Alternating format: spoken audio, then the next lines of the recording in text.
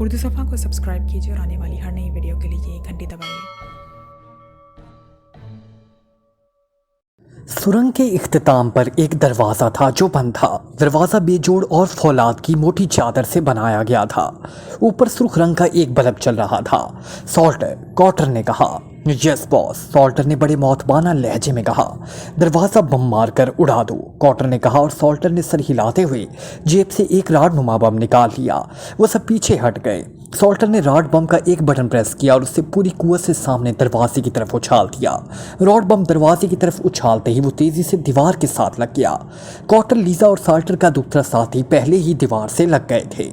एक रोज जोरदार धमाका हुआ और फौलादी दरवाजे के पुरखचे उड़ते चले गए। वहाँ एक बड़ा खिला था जिसकी दूसरी तरफ एक हॉल नुमा बड़ा सा कमरा था। वो सब छलांगे लगाते हुए इस कमरे में दाखिल हो गए। अभी वो कमरे में दाखिल हुए ही थे कि एक आदमी दौड़ता हुआ दूसरे कमरे के दरवाजे से अंदर दाखिल हुआ ही था कि सॉल्टर का साथी तेजी से इस पर झपटना और फिर उसने इस आदमी को पकड़कर अपनी तरफ खींचते हुए घुमाया और अपने सीने से लगा लिया। तुम इसे पकड़े रखो, कॉटर ने कहा, और वो लीजा के साथ तेजी से इस दरवाजे की तरफ आ गया। लीजा के हाथों में भी अब मशीन पिस्टल नजर आ रहा था। एक छोटी सी राहदारी क्रॉस करके वो दोनों एक और कमरे की तरफ बढ़े। अभी वो दरवाजे के करीब पहुंचे ही थे कि उसी लम्हे दरवाज़ा खुला और एक अधेड़ उम्र आदमी दरवाज़ा खोलकर बाहर आ गया। अधेड़ उम्र आदमी की नज़र जैसे ही कॉटर पर पड़ी वो ठटक गया। क्या मतलब, कौन हो तुम? अधेड़ उम्र आदमी ने हकलाते हुए कहा। खबरदार, हाथ ऊपर उठा लो वरना गोली मार दूंगा, कॉटर ने मशीन पिस्टल उसकी तरफ करते हुए इंतहाई सर्द लहजे में कहा, और अधेड़ उम्र आदमी बुखलाकर फौरन हाथ ऊपर कर लिए। ये सब क्या है, कौन हो तुम? अधेड़ उम्र आदमी ने बुखलाए हुए लहजे में कहा। इसने हाथ उठाकर आस्तीन से अपना माथा यूं साफ करना शुरू कर दिया जैसे उसके माथे पर पसीना आ रहा हो। हालांकि पसीना उसके माथे पर नाम का भी ना था।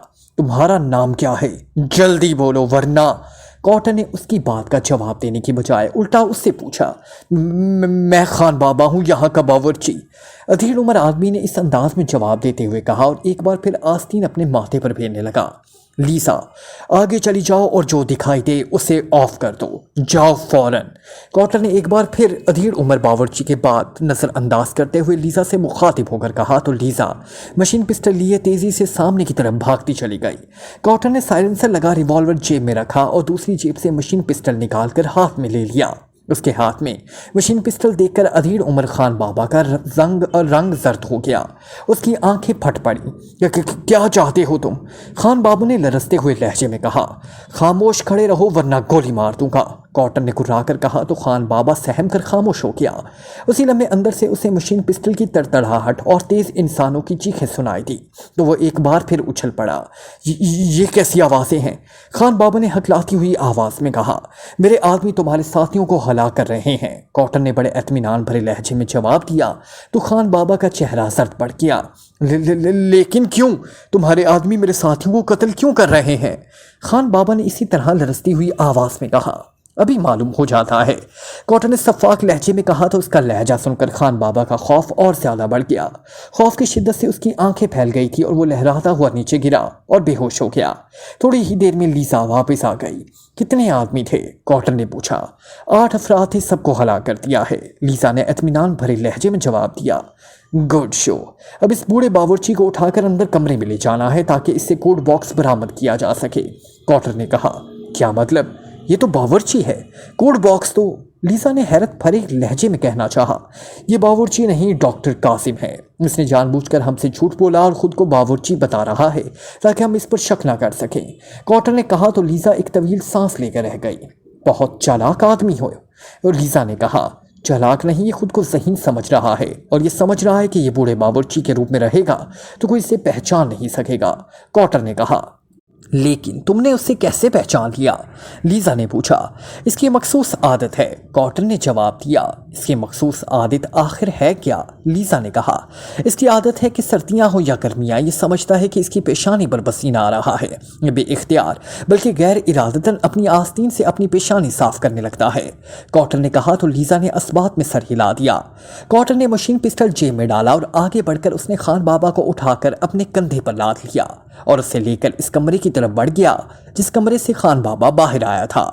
कमरा दफ्तर के अंदाज में सजा हुआ था। मैं बाहर जाकर खुफिया ठिकाने का राउंड लगा कर आता हूँ, कॉटन ने बूढ़े को एक सोफे पर डालते हुए कहा और आगे मौजूद एक और दरवाजे की तरफ बढ़ गया। खुफिया ठिकाना काफ़ी बड़ा था। इसमें 3 बड़े बड़े हाल थे, एक बड़ा स्टोर था। एक तरफ 10 रिहायशी कमरे बने हुए थे। तीनों हाल नुमा कमरों में अजीब साख्त की बड़ी बड़ी मशीनें लगी हुई थी और दीवारों के साथ अलमारियां थीं जिनमें छोटे छोटे साइंसी आलात रखे हुए थे। जगह जगह इंसानी लाशें पड़ी हुई थी जिन्हें लीसा ने यहाँ आकर गोलियां मारी थी। कॉटन ने खुफिया ठिकाने का मुकम्मल राउंड लगाया और फिर वो वापस इस दफ्तर नुमा कमरे में आ गया जहां उसने खान बाबा को एक सोफे पर लिटा दिया था। इसे होश में लाओ, कॉटन ने कहा तो लीसा ने आगे बढ़कर खान बाबा के चेहरे पर जोर जोर से थप्पड़ मारने शुरू कर दिए। चंद थप्पड़ खाते ही खान बाबा को होश आ गया और उसने बुरी तरह से चीखते हुए आंखें खोल दी। तुम क्या चाहते हो? कौन हो तुम? खान बाबा की हालत खौफ की ज्यादती से बिगड़ी हुई थी। डॉक्टर कासिम, कॉटन ने इसकी तरफ गौर से देखते हुए कहा तो खान बाबा बुरी तरह से चौंक पड़ा। डॉक्टर कासिम? क्या मतलब? कौन डॉक्टर कासिम? खान बाबा ने फौरन खुद को संभालते हुए कहा, सुनो, मैं जानता हूं कि तुम खान बाबा या बावर्ची नहीं हो, तुम डॉक्टर कासिम हो। वही डॉक्टर कासिम जो नाराग की स्पेशल लेबॉर्ट्री में काम करता रहा है।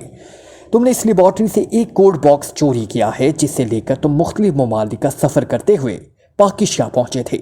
इस सारे सफ़र में पाकिस्तान के लॉर्ड सिकंदर ने तुम्हारी मदद की थी और तुम इस वक्त लॉर्ड सिकंदर के ही खुफिया ठिकाने में मौजूद हो।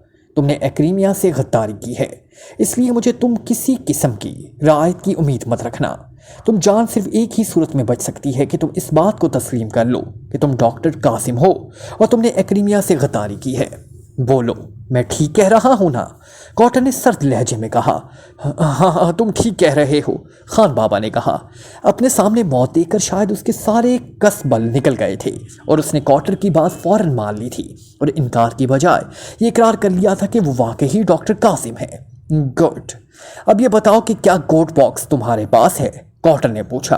हाँ, वो मेरे पास है, डॉक्टर कासिम ने शिकस्ता लहजे में जवाब देते हुए कहा। क्या तुमने कोड बॉक्स का कोड ओपन कर लिया है? कॉटन ने उसी अंदाज में पूछा। नहीं, मैं कोशिश के बावजूद अभी तक कोड बॉक्स का लॉक कोड खोलने में कामयाब नहीं हो सका। उसे आम अंदाज में खोलने का मैंने अभी तक कोई रिस्क नहीं लिया क्योंकि साइंसी मशीनों से मैं इस बॉक्स में लगी हुई कोड डिवाइस और मैकेनिज्म को ज़रूर चेक करता रहा हूँ, लेकिन इसका भी कोई फ़ायदा नहीं हुआ, डॉक्टर कासिम ने जवाब दिया। कहाँ है कोड बॉक्स? कॉटन ने पूछा। वो कोड बॉक्स मेरे पास सेफ है, लेकिन तुम्हें कोड बॉक्स नहीं मिल सकता। इस कोड बॉक्स को सिवाय मेरे कोई हासिल नहीं कर सकता और मैं तुम्हें वो कोड बॉक्स नहीं दूंगा क्योंकि मैं जानता हूँ कि जैसे ही मैंने कोड बॉक्स तुम्हें दिया तो तुमने मुझे गोली मार देनी है। कोड बॉक्स जब तक मेरे पास है, इस वक्त तक मैं जिंदा हूँ और तुम मुझे जिंदा रखने में मजबूर हो, डॉक्टर कासिम ने कहा। वो खौफ और दहशत के झटके से निकलकर खुद काफ़ी हद तक संभल चुका था और अब इंतहाई हद तक नॉर्मल दिखाई दे रहा था। उसने समझदारी की बातें करनी शुरू कर दी थी। इसकी बात सुनकर कॉटन के होंठों पर जहर अंगेज मुस्कुराहट आ गई। लीसा, कॉटन ने डॉक्टर कासिम पर नजरें गाड़ते हुए अपने साथी से कहा। यस, लीसा ने मौतपाना लहजे में कहा।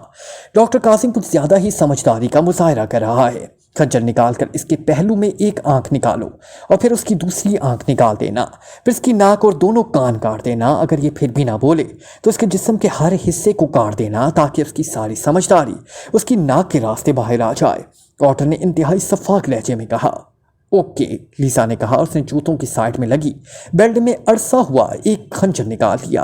रुक जाओ, फॉर गॉड सेक रुक जाओ, तुम तो वाकई इंतहाई शफाक हो। रुक जाओ, मैं बताता हूँ।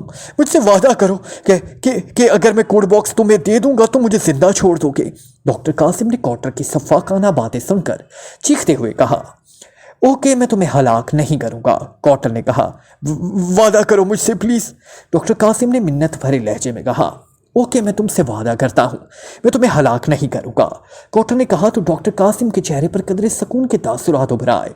सामने दीवार पर जो स्याह घोड़े की तस्वीर लगी है उसे हटाओ, उसके पीछे एक बटन है, उसे प्रेस करो तो दीवार के पीछे से एक सेफ उभर कर बाहर आ जाएगा।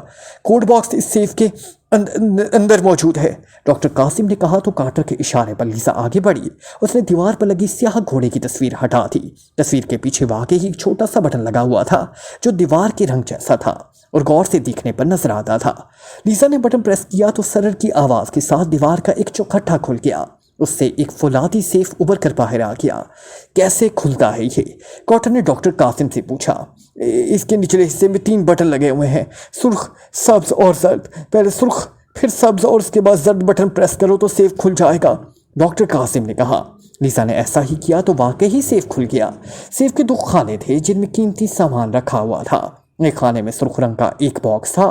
کوڈ باکس دیکھ کر لیزا نے ہاتھ بڑھا کر اسے اٹھا لیا اور مڑ کر کارٹر کی طرف آئی اور کوڈ باکس اسے دے دیا۔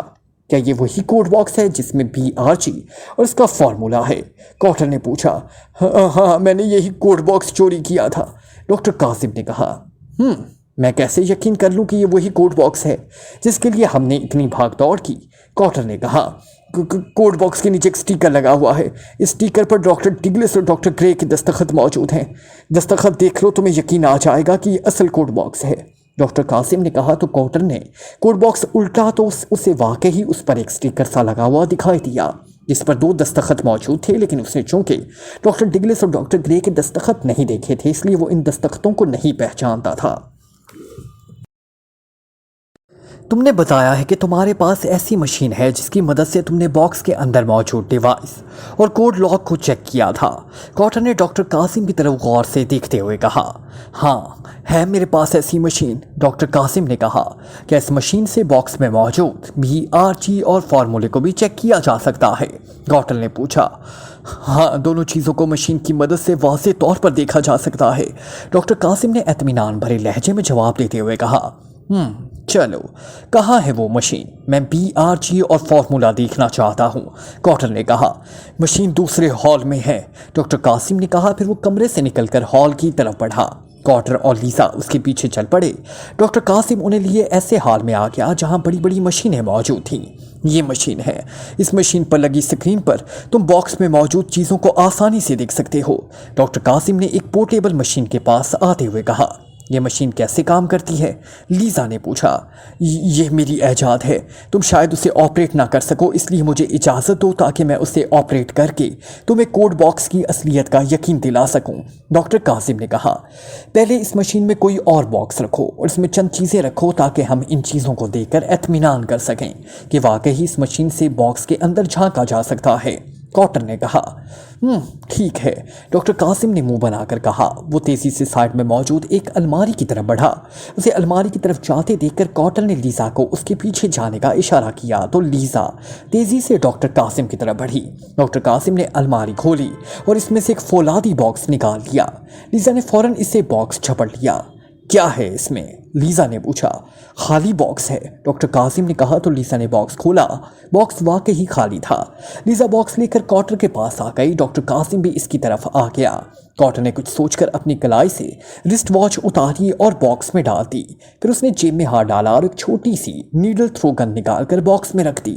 یہ بند کر کے ڈاکٹر قاسم کو دے دو، کارٹر نے کہا تو لیزا نے باکس بند کر دیا اور ڈاکٹر قاسم کی طرف بڑھا دیا۔ اس سے چیک کراؤ ہمیں، کارٹر نے کہا تو ڈاکٹر قاسم نے مشین کے پاس آ کر اس کا ایک خانہ کھولا اور باکس کو اس خانے میں رکھ دیا۔ پھر اس نے مشین آن کر کے اسے آپریٹ کرنا شروع کر دیا۔ چند لمحوں بعد اچانک مشین پر لگی سکرین روشن ہو گئی۔ ڈاکٹر قاسم نے مشین کے چند مزید بٹن پریس کیے تو اچانک سکرین پر وہی باکس نمودار ہوا جو اس نے مشین کے خانے میں ڈالا تھا۔ کارٹر اور لیزا کی نظریں سکرین پر جمی ہوئی تھی۔ اب دیکھنا، میں تمہیں اس باکس کے اندر موجود چیزیں دکھاتا ہوں، ڈاکٹر قاسم نے کہا اور ساتھ ہی اس نے مشین کے چند مزید بٹن پریس کیے تو یہ دیکھ کر لیزا اور کارٹر چونک پڑے کہ اب انہیں باکس کے اندر کوئی چیزیں دکھائی دینے لگی تھی جن میں ایک نیڈل تھرو گن اور دوسری رسٹ واچ تھی۔ گڈ شو، اب مجھے یقین ہو گیا ہے کہ اس مشین کے ذریعے واقعی باکسز کے اندر جھانکا جا سکتا ہے، کارٹر نے مطمئن ہوتے ہوئے کہا تو ڈاکٹر قاسم نے مشین آف کی اور اس میں رکھا ہوا باکس نکال کر لیزا کو دے دیا۔ لیزا نے باکس کھولا اور اس میں موجود گن اور رسٹ واچ نکال کر کارٹر کو دے دی۔ اب یہ کوڈ باکس رکھو، کارٹر نے کہا اور کوڈ باکس ڈاکٹر قاسم کی طرف بڑھا دیا۔ ڈاکٹر قاسم نے کوڈ باکس مشین کے خانے میں رکھ دیا اور ایک بار پھر مشین آپریٹ کرنے لگا۔ چند ہی لمحوں میں سکرین پر کوڈ باکس نمودار ہوا تو ڈاکٹر قاسم نے مشین کے چند اور بٹن پریس کر دیے۔ اسی لمحے باکس کے اندر کا منظر ابھرا اور باکس میں ایک چھوٹی لیکن موٹی نال والی گن اور ایک فائل دکھائی دی۔ کارٹر غور سے اس گن کو دیکھنے لگا، پھر اس کے چہرے پر اطمینان کے تاثرات دکھائی دیے۔ بس ٹھیک ہے، یہ اصلی کوڈ باکس ہے، اسے نکال کر مجھے دے دو، کاٹر نے اطمینان بھرے لہجے میں کہا۔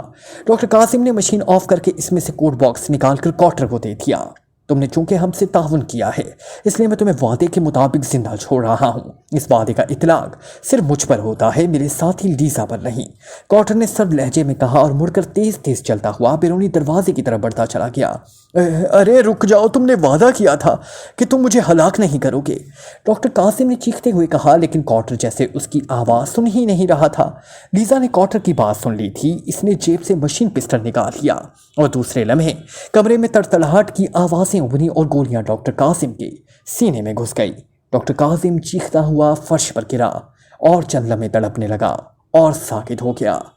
کاٹر، کیا ہم اس خفیہ ٹھکانے کو بموں سے اڑا دیں؟ لیزا نے کاٹر کے پیچھے آتے ہوئے کہا۔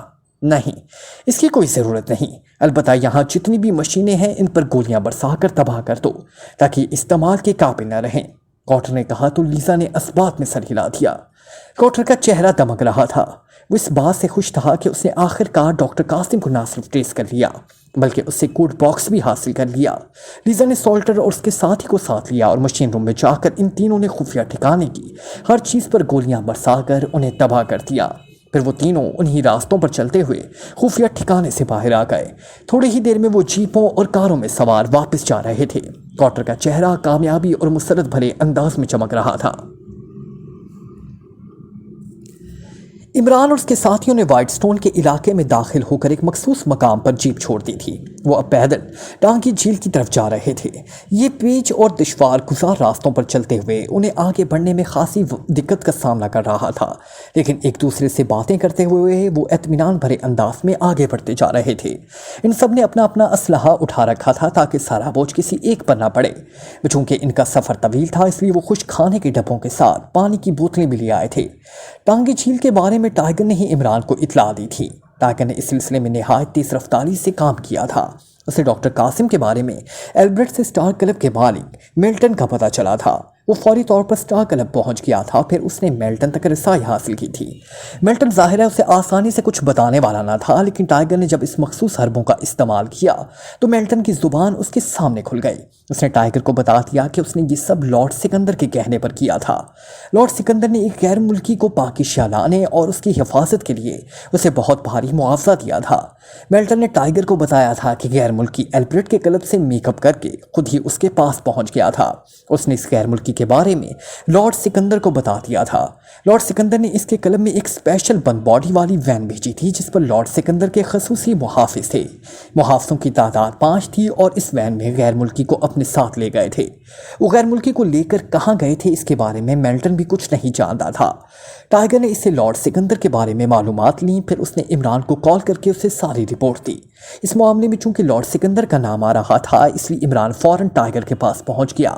پھر وہ دونوں لارڈ سکندر کے پیلس کی طرف روانہ ہو گئے۔ لارڈ سکندر پاکیزہ کا بزنس مین تھا اور انڈسٹریز کی دنیا کا بے تاج بادشاہ تھا۔ اس کے ساتھ ساتھ اس نے پاکیزہ کی سیاسی دنیا میں اپنی پہچان بنا رکھی تھی۔ حکومت کوئی بھی ہوتی اس کا بڑے بڑے سیاستدانوں سے مسلسل رابطہ رہتا تھا اور ہر نئی آنے والی حکومت کے ساتھ ہوتا تھا۔ چونکہ وہ سیاستدانوں کو سپورٹ کرتا تھا اس لیے سیاستدان اس سے بے حد خوش رہتے تھے۔ بظاہر ایسا لگتا تھا جیسے برسر اقتدار پارٹی اس کے عمل دخل سے ہی کامیاب ہوئی ہو۔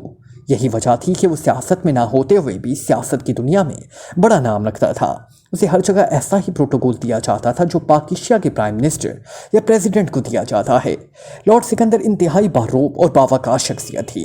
وہ کسی کو خاطر میں نہ لاتا تھا اور اس سے جو ملنا جوئے شیر لانے کے مترادف ہوتا تھا۔ لیکن ظاہر ہے لارڈ سکندر ہو یا اس ملک کا صدر، اس سے ملنا عمران کے لیے کیا مشکل ہو سکتا تھا۔ لارڈ سکندر سے ملاقات کرنے کے لیے عمران نے سر سلطان کو ساتھ لیا تھا، پھر وہ سر سلطان اور ٹائیگر کو ساتھ لے کر لارڈ پیلس پہنچ گیا۔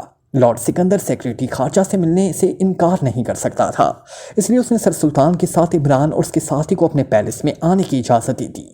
جب وہ سب گیسٹ روم میں پہنچ گئے تو تھوڑی دیر بعد لارڈ سکندر بھی ان کے پاس ملاقات کے لیے پہنچ گیا۔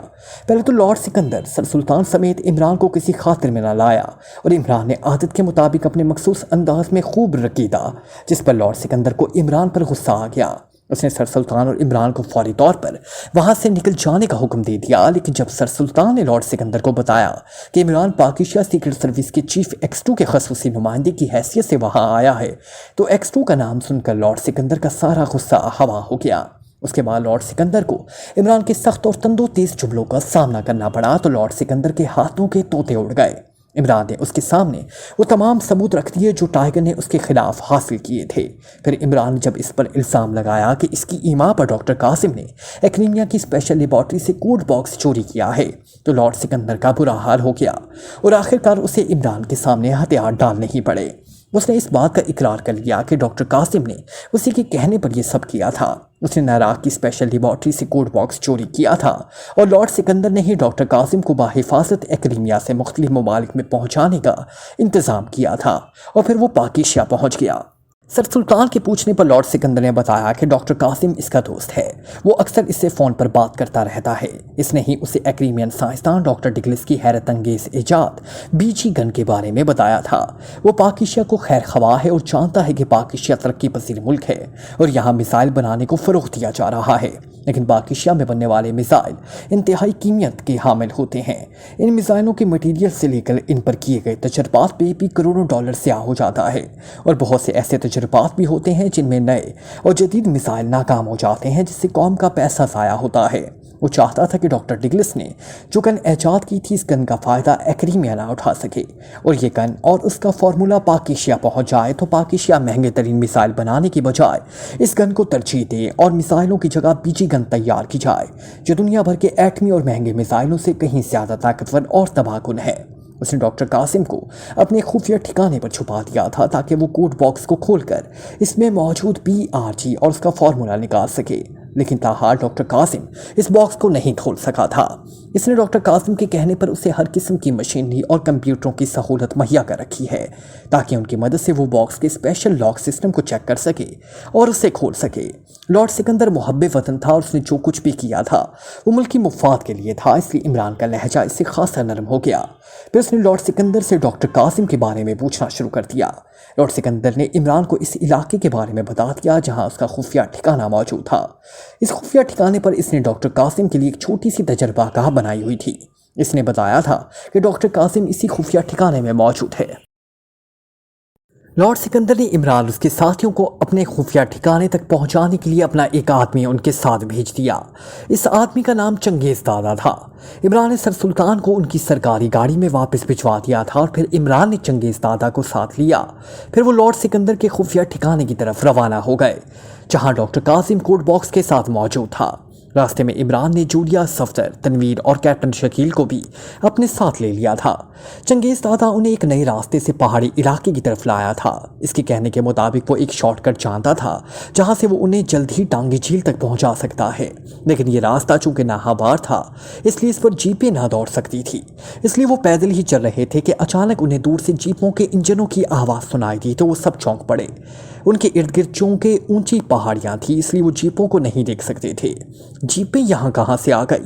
چنگیز دادا نے حیرت بھرے لہجے میں کہا، یہ تمہارے لارڈ سکندر کا علاقہ ہے، ہم سے زیادہ تم اس علاقے کے بارے میں جانتے ہو کہ یہاں جیپیں کہاں سے آ جا سکتی ہیں۔ عمران نے منہ بنا کر کہا، جیپیں مین راستے سے شکار گاہ کی طرف جاتی ہیں، لیکن یہ علاقہ چونکہ لارڈ سکندر کا ہے اس لیے اس نے سختی سے انتظامیہ کو ہدایت کر رکھی ہے کہ کوئی گاڑی اس کے علاقے سے نہیں گزرے گی۔ چنگیز دادا نے جواب دیا، ہو سکتا ہے کہ شکار گاہ کے محافظ اپنی جیپوں میں اس علاقے کا سروے کر رہے ہوں۔ عمران نے کہا، ہاں ایسا ہو سکتا ہے، محافظ یہاں ہر وقت جیپوں میں گھومتے پھرتے رہتے ہیں۔ چنگیز دادا نے اسبات میں سر ہلاتے ہوئے جواب دیا، پھر وہ خاموشی سے اپنا سفر کرنا شروع ہو گئے۔ 1 گھنٹے کے مسلسل سفر کے بعد وہ ٹانگی جھیل پہنچ گئے۔ یہ ایک چھوٹی مگر انتہائی خوبصورت قدرتی جھیل تھی جس کا پانی انتہائی صاف و شفاف تھا۔ یہاں سے محافظوں کے کیبن کتنے فاصلے پر ہیں؟ عمران نے چنگیز دادا سے مخاطب ہو کر کہا، زیادہ دور نہیں، لیکن اس طرف کسی کو نہیں آنے دیا جاتا۔ چنگیز دادا نے جواب دیا، اوکے، اب بتاؤ کہ خفیہ ٹھکانے میں جانے کا راستہ کہاں ہے؟ عمران نے پوچھا، ہمیں جھیل کی دوسری طرف جانا پڑے گا، اس طرف گھنے درخت ہیں، ان درختوں میں ایک ایسا درخت ہے جو نکلی ہے۔ اس درخت میں موجود ایک بٹن پریس کیا جائے تو درخت کے تنے میں ایک دروازہ نمودار ہو جاتا ہے۔ دروازے کی دوسری طرف سیڑھیاں ہیں، سیڑھیاں اتر کر ہم خفیہ ٹھکانے پر پہنچ جائیں گے۔ چنگیز دادا نے کہا، وہاں جانے کے لیے ایک راستہ ان کیبنوں کی طرف بھی ہے جہاں محافظ رہتے ہیں۔ عمران نے کہا، جی ہاں، اگر آپ کہیں تو ہم اس طرف سے بھی جا سکتے ہیں۔ چنگیز دادا نے اس بات میں سر ہلا کر کہا، نہیں، اب جب ہم اس طرف آ گئے ہیں تو کسی اور طرف جانے کی کیا ضرورت ہے؟ آؤ، عمران نے کہا تو وہ سب جھیل کے کنارے چلنے لگے۔ جھیل کے کنارے پر چلتے ہوئے وہ جھیل کی دوسری طرف آئے جہاں گھنے درختوں کی بہتات تھی۔ چنگیز دادا ان کے آگے تھا، وہ انہیں لیے درختوں کے ایک جھنڈ میں آ گیا۔ درختوں کے جھنڈ میں ایک بہت بڑا درخت تھا جس کا تنا بے حد پھیلا ہوا تھا۔ دور سے دیکھنے میں واقعی یہ اصلی درخت معلوم ہو رہا تھا، لیکن جب وہ درخت کے نزدیک پہنچے تو انہیں پتہ چل گیا کہ وہ ایک نقلی درخت ہے جسے انتہائی مہارت سے بنایا گیا تھا تاکہ اگر کوئی اس طرف آئے تو اسے اس درخت کے نقلی ہونے کا علم نہ ہو سکے۔ چنگیز دادا نے آگے بڑھ کر درخت کے تنے میں موجود ایک سوراخ میں ہاتھ ڈال دیا۔ اس نے سوراخ میں ہاتھ ڈال کر کچھ کیا اور پھر پیچھے ہٹ آیا۔ کیا ہوا؟ عمران نے اس کے پیچھے ہٹتے دیکھ کر پوچھا۔ کچھ نہیں، میں نے میکانزم آن کر دیا ہے، ابھی درخت کے تنے میں ایک دروازہ نمودار ہو جائے گا۔ چنگیز دادا نے کہا تو عمران نے اس بات میں سر ہلا دیا۔ وہ انتظار کرتے رہے لیکن درخت میں کوئی حرکت نہ ہوئی اور نہ ہی تنے میں کوئی خلا نمودار ہوا۔ کیا ہوا؟ درخت کا راستہ کیوں نہیں کھل رہا؟ عمران نے حیرت بھرے لہجے میں کہا۔ میں دیکھتا ہوں، چنگیز دادا نے کہا اور ایک بار پھر درخت کی طرف بڑھ گیا۔ اس نے پھر سوراخ میں ہاتھ ڈالا، پھر وہ پریشان ہو گیا، لگتا ہے درخت کا میکانزم خراب ہو گیا ہے۔ چنگیز دادا نے پریشانی کے عالم میں کہا تو عمران اس کے قریب آ گیا۔ اس نے چنگیز دادا کو پیچھے ہٹنے کا کہا، پھر اس نے خود درخت کے تنے میں موجود سوراخ میں ہاتھ ڈالا اور سوراخ کے اندر موجود میکانزم کو آپریٹ کرنے لگا، لیکن تنے میں کوئی خلا نمودار نہ ہوا۔ نہ جانے یہ میکانزم کیسے خراب ہو گیا؟ چنگیز دادا نے پریشانی کے عالم میں کہا۔ اب کیا کرنا ہے؟ عمران نے ہونٹ بھینچتے ہوئے کہا۔ اب ہمیں کیبن والے راستے سے ہی لیبارٹری میں جانا پڑے گا، چنگیز دادا نے کہا۔ اوکے چلو، عمران نے اسپاٹ لہجے میں کہا تو چنگیز دادا انہیں لے کر کیبنوں کی طرف بڑھ گیا۔ آدھے گھنٹے کے مزید سفر کے بعد وہ انہیں ایک ایسی جگہ لے آیا جہاں ہر طرف باڑ لگی ہوئی تھی۔ سامنے کا وسیع میدان تھا جہاں دور انہیں لکڑیوں کا بنا ہوا ایک بڑا سا چھوٹے کیبن دکھائی دے رہے تھے۔ یہ ہیں وہ کیبن، چنگیز دادا نے کہا۔ یہاں تو ہر طرف خاموشی چھائی ہوئی ہے، کہاں ہے محافظ اور ان کا انچارج؟ عمران نے حیرت سے چاروں طرف دیکھتے ہوئے کہا۔ شاید وہ کیبنوں میں ہوں گے، آئیں، چنگیز دادا نے کہا اور انہیں لے کر وہ کیبنوں کی طرف بڑھتا چلا گیا۔ کیبنوں کے پاس ہر طرف گہرا سناٹا چھایا ہوا تھا۔ کیبنوں کے قریب آتے ہی ان کے چہروں پر شدید حیرت کے تاثرات ابھر آئے۔ خون؟ کیا مطلب؟ عمران نے انتہائی حیرت بھرے لہجے میں کہا۔ خون؟ کیسا خون؟ چنگیز دادا نے بے اختیار چونک کر کہا، پھر اس کی نظریں بڑے کیبن کے پاس بڑے خون پر پڑی تو وہ بھی چونک پڑا۔ وہ تیزی سے بڑے کیبن کے دروازے کی طرف بڑھا اور پھر اس نے ایک جھٹکے سے کیبن کا دروازہ کھولا اور رکے بغیر اندر گھس گیا۔ دوسرے لمحے کیبن سے اس کو تیز چیخ سنائی تھی۔ عمران اور اس کے ساتھی تیزی سے کیبن کی طرف لپکے، پھر انہوں نے جیسے ہی دروازے سے اندر جھانکا تو انہیں سامنے ایک انسانی لاش پڑی ہوئی دکھائی دی۔ لگتا ہے یہاں کوئی بڑی گڑبڑ ہوئی ہے، جلدی کرو، باقی کیبن بھی چیک کرو، عمران نے ہونٹ چباتے ہوئے کہا تو وہ سب تیزی سے چھوٹے کیبنوں کی طرف بھاگتے چلے گئے۔ کچھ ہی دیر میں انہیں معلوم ہو گیا کہ کیبنوں میں تمام محافظوں کی لاشیں پڑی ہیں، ان سب کو گولیاں مار کر ہلاک کیا گیا تھا۔ عمران نے چنگیز دادا کو بڑے کیبن میں موجود خفیہ راستہ کھولنے کا کہا تو اس نے فوراً خفیہ راستہ کھول دیا۔ عمران نے صفدر اور کیپٹن شکیل کو باہر رکنے کا کہا، پھر وہ اپنے باقی ساتھیوں کے ساتھ اس خفیہ راستے میں داخل ہو گیا۔ تھوڑی دیر میں وہ خفیہ راستے سے ہوتے ہوئے لیبارٹری میں پہنچ گئے اور پھر لیبارٹری کا حشر دیکھ کر عمران نے بے اختیار ہونٹ بھینچ لیے۔ وہاں بھی لاشیں موجود تھیں اور لیبارٹری کی تمام مشینوں کو گولیوں سے تباہ کر دیا گیا تھا۔ یہ سب کیا ہو گیا؟ کس نے کیا یہ سب؟ جولیا نے ہونٹ چباتے ہوئے کہا۔ Like, comment, share, press the bell icon.